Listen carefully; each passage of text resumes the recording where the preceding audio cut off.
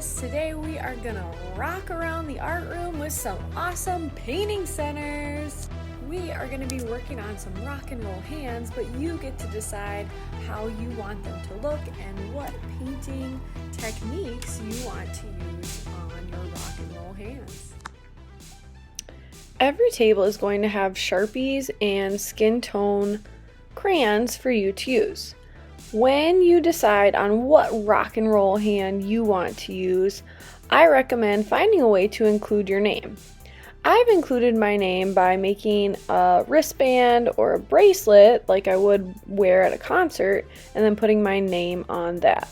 Notice how I have it go across my wrist and I kind of double outline it with my Sharpie and make it so I can read my name. Then I'm going to grab the skin tone crayons and fill in the hand and fingers and wrist with my skin tone. You can do this on any of the different types of rock and roll hands. Just make sure you include your name somewhere, and then you also draw where your sleeve is, any other extra designs and details, might be jewelry or other patterns, and then color in your skin.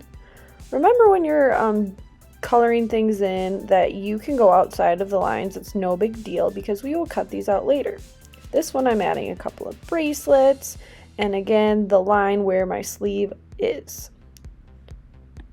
Once we're done coloring in our skin tones and getting our names on, we'll then move on to the painting part that you'll do to add color to your sleeve or your shirt.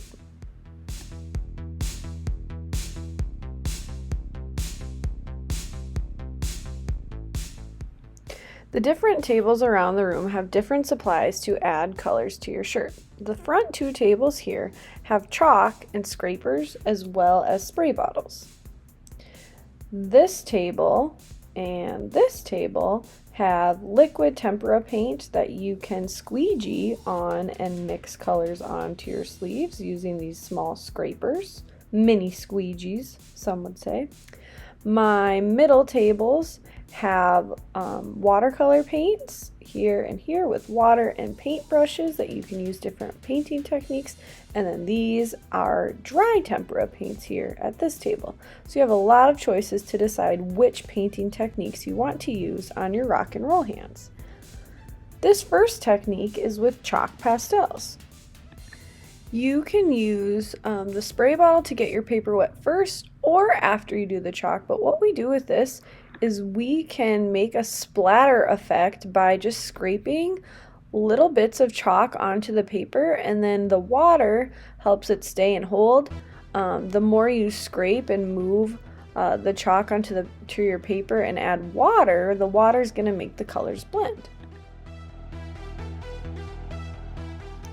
There are many different watercolor techniques you can also use if you so choose.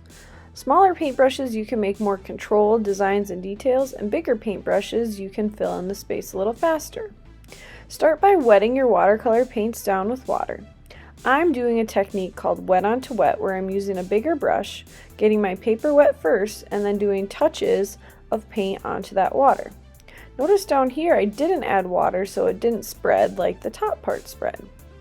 If you put water on the paper first and you touch paint onto it, then it will spread with the paint next to it and it gives it a tie-dye effect. Use colors that you think remind you of the type of rock and roll hands you want to include in this artwork.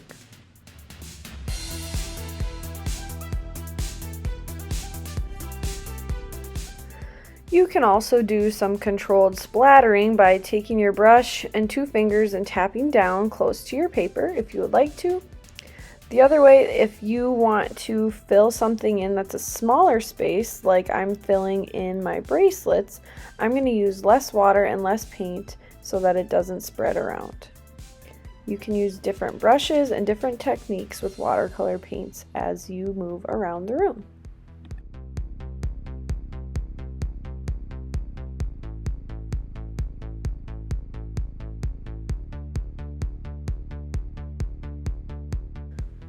Mini squeegee art is so much fun. What we do here is we take tempera paints using Q-tips and just put dots of paint on the sleeve or on your paper.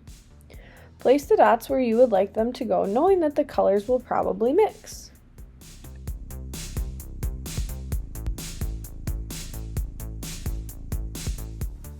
Once you've placed your colors down, then take the scraper or the squeegee and pull in one even pull to make the colors blend and mix. If you have extra paint, you're welcome to use it on other papers or in the background, knowing that we'll cut our hands out later. You are welcome to use more than one painting technique on your rock and roll hands. Just make sure that you are using good craftsmanship, and when you are done, you're wiping things off and cleaning them up so that the next person who uses it has nice, neat materials as well.